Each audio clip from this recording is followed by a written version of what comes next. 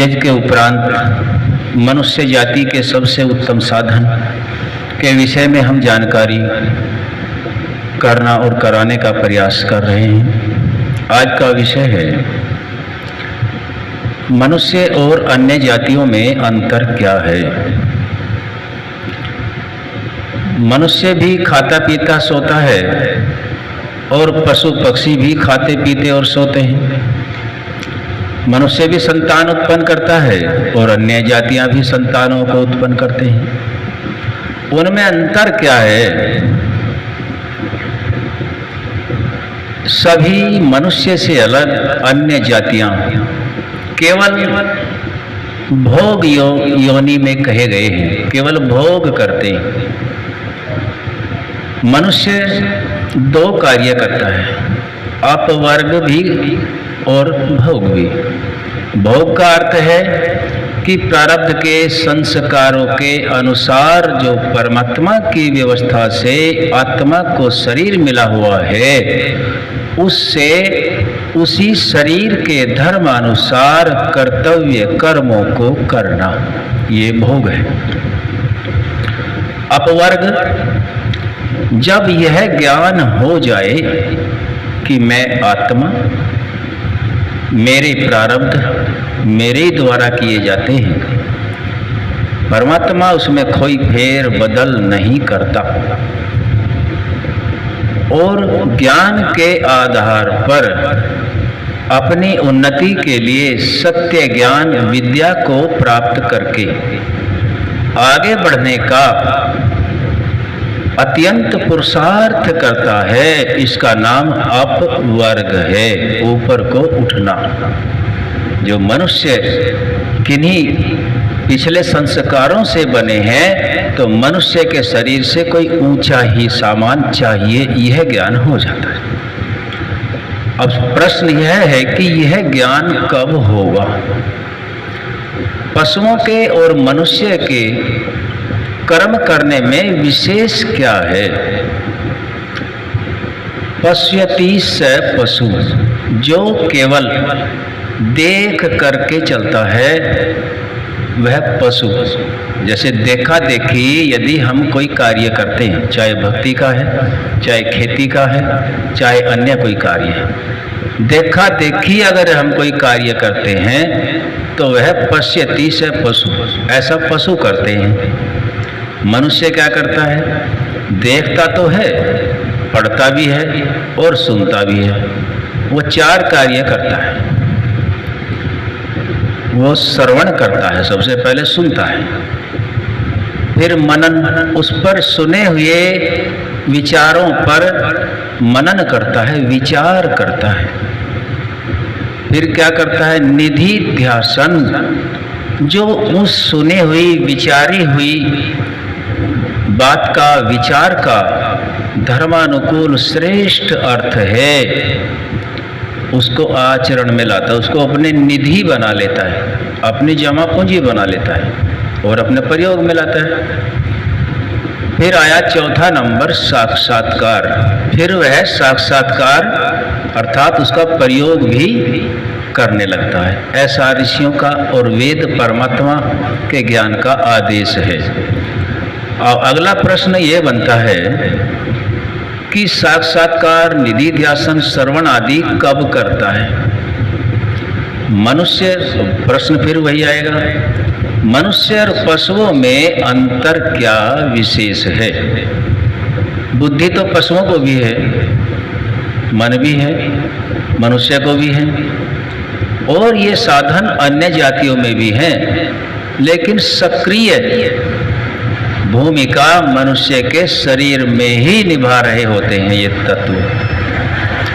तो सबसे उत्तम तत्व जिसका हम बार बार गायत्री मंत्र के माध्यम से, अन्य विद्वानों के माध्यम से प्राप्त करते हैं, वह प्रकृति में परमात्मा के द्वारा सृष्टि की रचना से सबसे पहला तत्व बुद्धि अर्थात महतत्व बनाया जाता है। और जिसकी बुद्धि ठीक रहती है, उसके सब कार्य समाज के, राष्ट्र के, परिवार के बिल्कुल ठीक होते हैं। उदाहरण के लिए, एक व्यक्ति पूरे इलाके में मान्यता रखता है, फैसले करता है, अपने घर को ठीक चलाता है, समाज की, शासन की ठीक प्रकार से सहायता करता है, बड़ी मान्यता है। लेकिन कुछ समय के बाद वही व्यक्ति एक कमरे में बंद कर दिया जाता है और बेड़ी से भी बांध दिया जाता है। क्या सामान बिगड़ गया उसका? उसकी केवल बुद्धि बिगड़ गई। अब उससे कोई पूछने वाला नहीं है, कोई विचार लेने वाला नहीं है।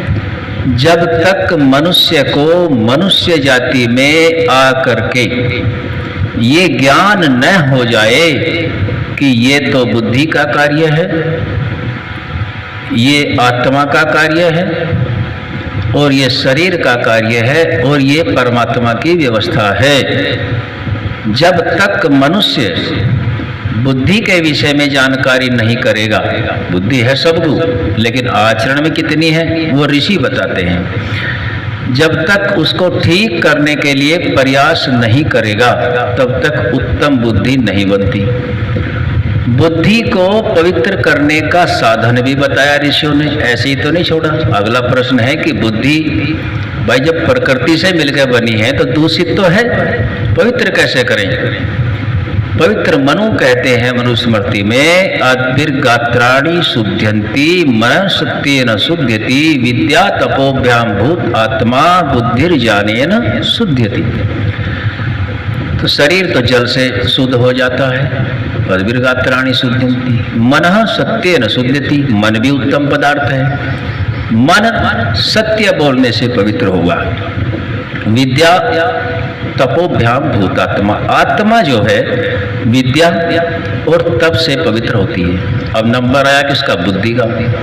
कहते हैं बुद्धिर्ज्ञानेन शुद्ध्यति, जिसके पास जितना सत्य ज्ञान अधिक है उसकी उतनी ही जन्म जन्मांतरों तक मान्यता बनी रहती है। तो बुद्धि को पवित्र करने का रास्ता ज्ञान का है। यदि मनुष्य यह जान ले अज्ञानतावश कि मुझे तो सब जानकारी है, तो उसे कुछ भी जानकारी स्वयं के बारे में भी नहीं है, क्योंकि मनुष्य को कोई भी जानकारी नहीं होती है। सब कुछ समाज से सीखता है, आचार्यों से सीखता है। जन्म से कोई भी ज्ञानी पैदा नहीं होता, सब लिखने पढ़ने से, सुनने से, देखने से, समाज से सीखता है। तो हम सभी को जब तक यह ज्ञान नहीं होगा कि बुद्धि को पवित्र करने वाला कौन सा ज्ञान है, तब तक कोई उन्नति होने वाली नहीं है। ज्ञान की तो भारत में तो बहुत सारी दुकानें खुली हुई हैं, बहुत अनंत हैं, गिनती में भी नहीं आती। ये तो जो विचार करने वाला है, मनन करने वाला है, उसको सोचना है कि वास्तव में सत्य जो ज्ञान बढ़ाना है, उस ज्ञान से मेरी बुद्धि पवित्र होगी और मेरे सारे कार्य पवित्र होंगे। वो ज्ञान कौन सा है? निर्णय करके देखो। जब सब जगह दिमाग मन घूम जाएगा, तब ईश्वर की वाणी, वेद और शास्त्र ही परम प्रमाण सामने नजर आएंगे। आज यज्ञ के उपरांत थोड़ा सा यह बुद्धि के विषय में रखा, आपने ध्यान पूर्वक सुना। ओम